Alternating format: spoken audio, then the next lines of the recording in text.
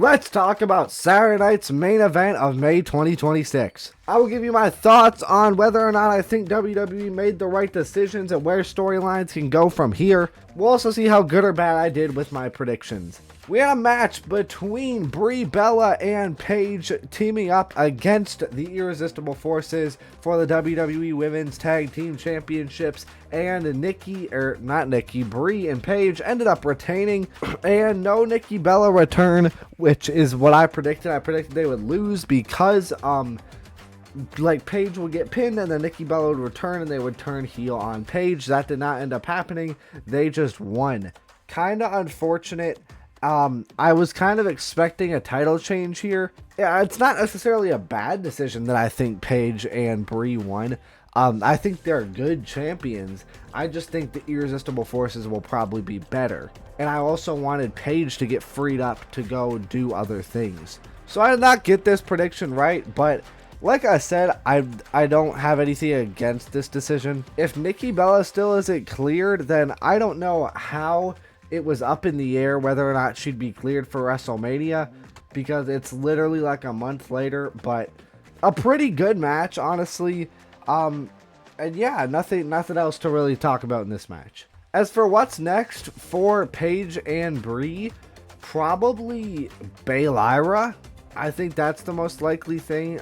They came out and helped them on the most recent episode of Raw, so I think that's what they'll probably do. As for the Irresistible Forces, I have no clue. The next match we had to talk about was a really solid match in the very little time. The hot take for this one is, quote, imagine releasing Kairi for these two who can barely put on a below average match.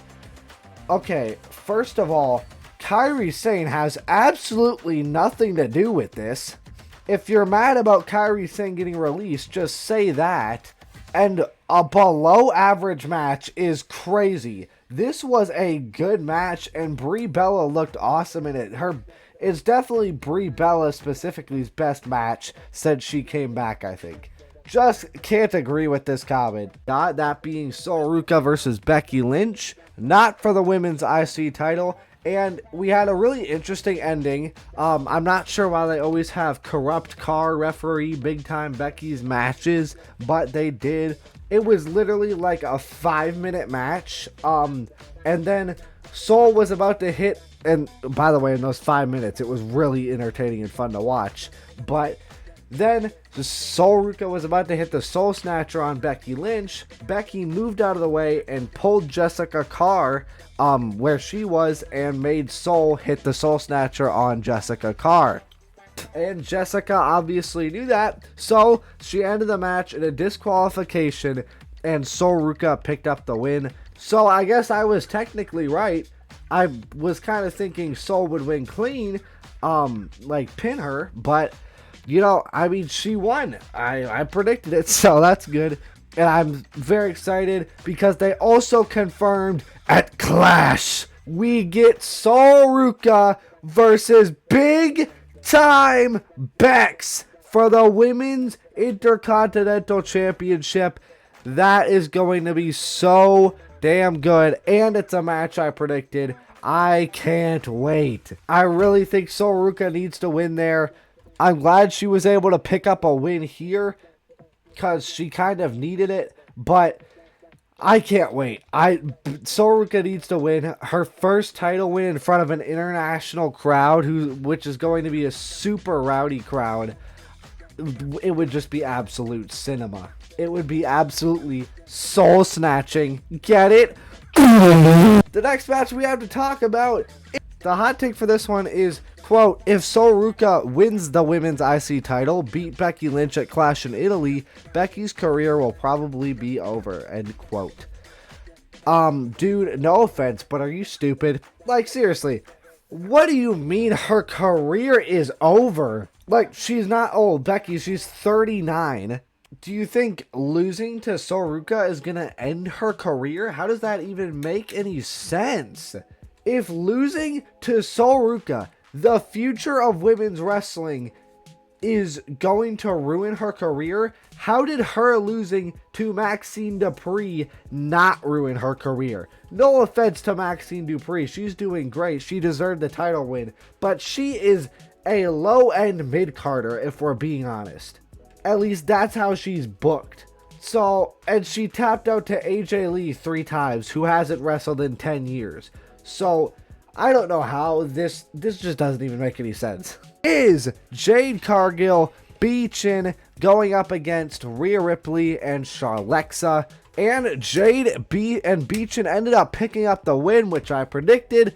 I actually did not see a decent chunk of this match because I was doing something else at the same time, but from the bits of it that I saw, it was a pretty solid match, and Jade actually pinned Rhea Ripley. She and Charlotte were celebrating, and then Jade came in from behind, hit the Jade on Rhea, and won.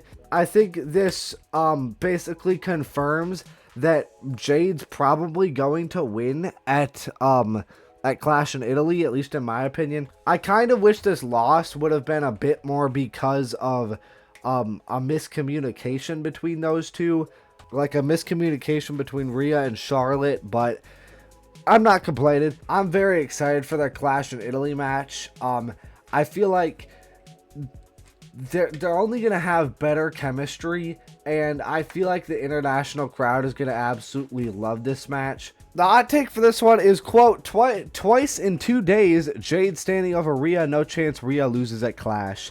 I disagree. I don't understand this sentiment that if this person stands over this person this many times in the build to their match, they're going to lose. That's just straight up not true.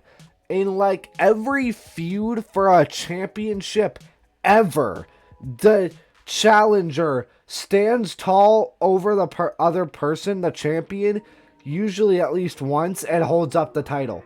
Every time, pretty much. Then we had a match between the Street Profits and Austin Theory and Logan Paul, the Vision, in the main event. This was an incredible match. The Vision did end up retaining and with the help of Braun Breaker. No surprise there, really. The hot take for this one is, regardless of the ending, tag team wrestling is peak whenever WWE decides to actually lock in, and the crowd reaction proved that.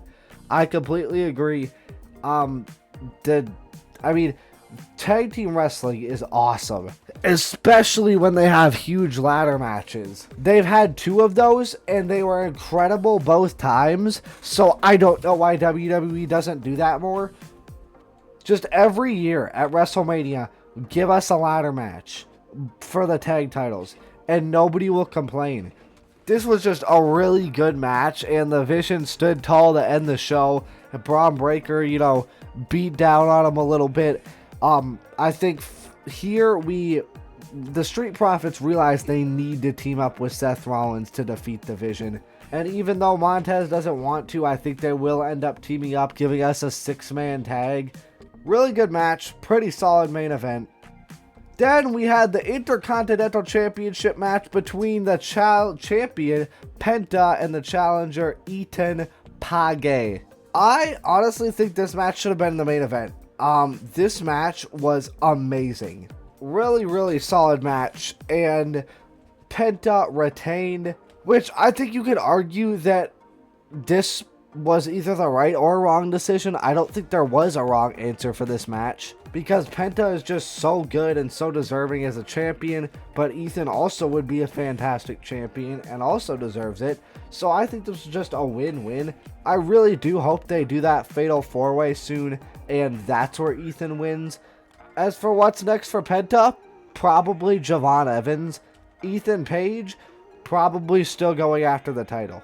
The hot take for this one was banger effing match. I didn't expect anything less from these two. This was Ethan's coming out party on the main roster. Penta has been a great champion.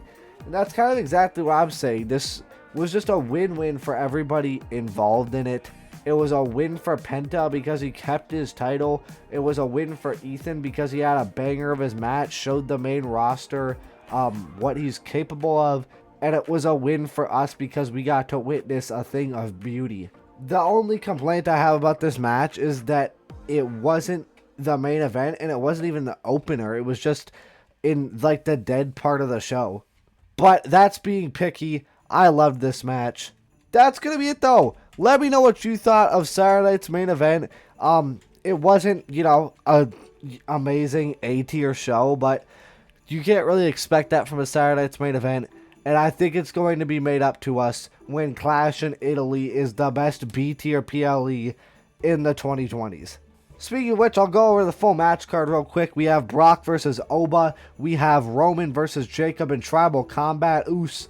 We have Jade Cargill versus Rhea Ripley for the WWE Women's Championship. The Roman Reigns match is for the World Heavyweight Championship.